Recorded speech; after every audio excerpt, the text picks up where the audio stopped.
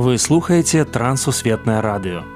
У эфіры праграма «Урокі гісторыі».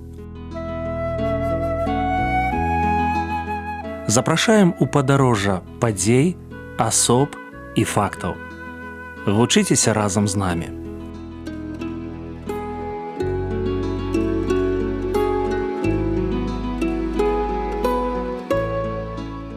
Добрый дзень, сябры. Ля мікрафона Сяржук Брышцель і кандыдат гістарычных навук Андрусь Унучак. Тэма нашай сённяшняй размовы – апостал навукі. Прывітанне, Андрусь. Прывітанне, Сяржук. Прывітанне, шаноўныя слухачы. Прадстаўце нашага гістарычнага госця. Наш гістарычны госць – Ігнат Дамейка. Сапраўды яго можна назваць з поўным правам апосталам навукі. Чалавек, які ўсё жыццё прысвяціў адкрыццю навуковых ісцінаў, навуковых законаў і перадачы іх наступным пакаленням.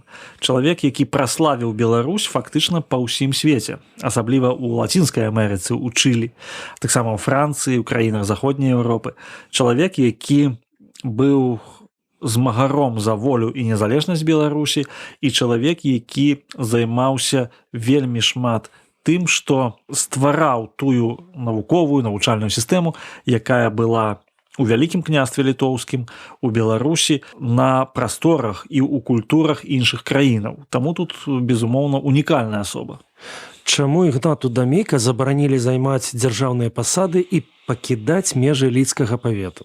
Пачнем з ягонай біяграфіі. Ён нарадзіўся ў 1802 годзе.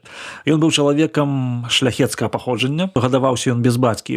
Бацька рана памёр, і гадаваўся ён у дзядзькі свайго, пасля ў другога дзядзькі. Ён быў чалавекам падрыхтаваным да таго, што яму давядзецца змагацца за волю і незалежнасць сваёй краіны. І ўжо ў студэнцкія гады, калі ён навучаўся на фізіка-матэматычным факультэце Віленскага універсітэта, ён уступіў у таварыства філаматаў, якія ставілі сваёй мэтай падрыхтаваць, падняць адукацыйны ўзровень жыхароў былога Вялікага княства літоўскага для вяртання незалежнасці.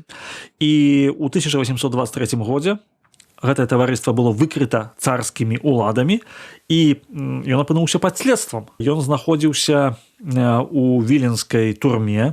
Пасля яго выпусцілі пад нагляд паліцыі. І з 1823 да 1829 году ён быў у Жубартоўшчыне лідскага павету пад наглядам паліцыі. Як ён апынуўся ў Парыжы, а потым у Чылі? 1829 год, з яго здымаюць паліцыйны нагляд, і ён можа свабодна вандраваць. Ён едзе ў Варшаву, слухае лекцыі Яўхіма Лялевеля, знакамітага гісторыка тагачаснага. Ён прыязджае і знаёміцца з тымі людзьмі, якія пазней стануць паплечнікамі па паўстанні. І ў 1830 годзе ён вырашае далучыцца разам з некаторымі сваімі сябрамі да паўстанцкага аддзелу.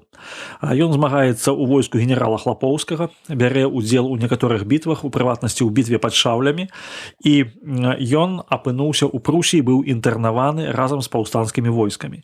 Праз Прусію, Саксонію ён едзе ў Парыж. У Парыжы французскі ўрад дазволіў не проста жыць былым паўстанцам, але даваў ім заробак адпаведна з тымі вайсковымі чынамі, якія яны мелі ў паўстанцкім войску. І, напрыклад, калі ён быў паручнікам, ён атрымліваў заробак паручніка.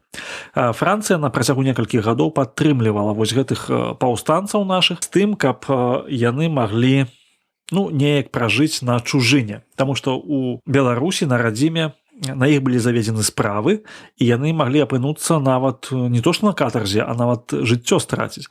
Не было ніякай магчымасці вяртання. Такім чынам у Францыі ён апынуўся вымушана. А ў Чылі?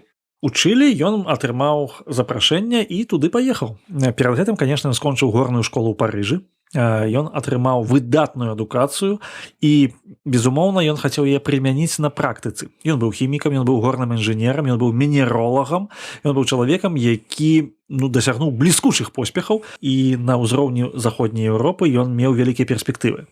Але, безумоўна, Чылі на той момант яна толькі стваралася, гэта была новая дзяржава, і туды запрашалі навукоўцаў з захаду, з Еўропы, для таго, каб стварыць сістэму адукацыі і сістэму навучання і даследаванняў карысных выкапняў.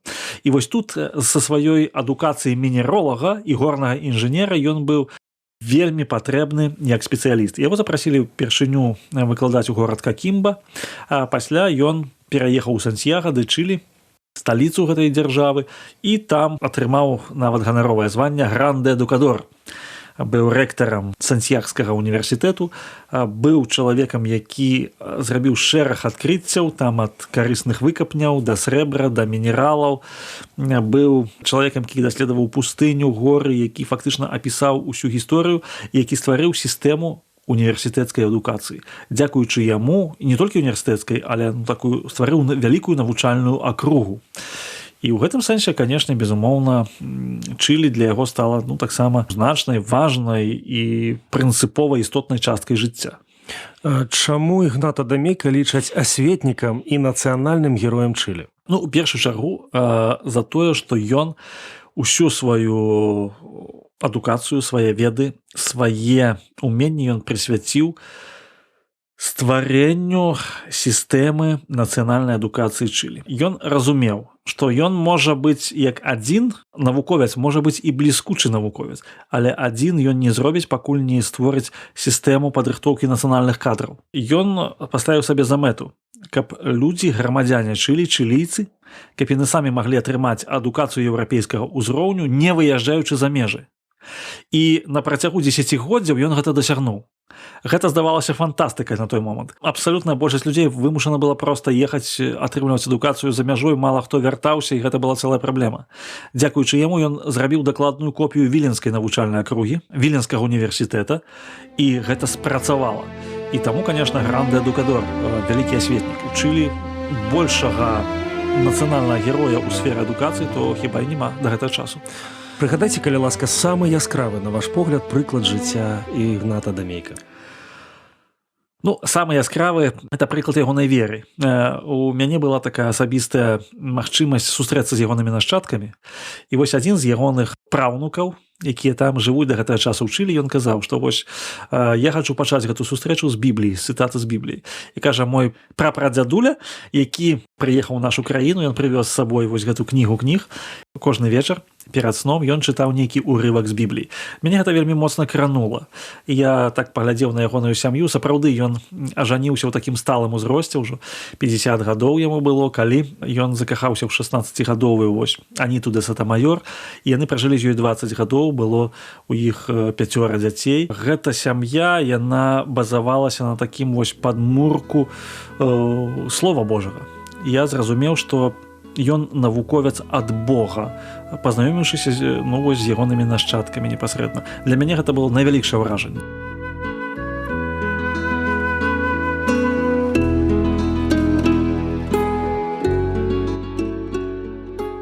Гісторыя жыцця Ігната Дамейкі мяне вельмі натхняе. Ён атрымаў бліскучую адукацыю, Віленскі універсітэт, Калеж де Франс, Сарбона, горная школа. Яго дасягненні выклікаюць павагу, апостал навукі, асветнік і нацыянальны герой Чылі. Слухаў Андруся і думаў, шкада, што на радзіме для яго не знайшлося месца. Добра, што за мяжой ён выкарыстаў свае маральныя і інтэлектуальныя магчымасці. А урокам сённяшняй размовы будзе дэвіз Ігната Іпалітавіча, якім ён карыстаўся яшчэ з юнацтва і які зрабіў эпіграфам сваіх мемуараў. Жывучы, будзь карысным для другіх, бо інакш няма сэнсу жыць.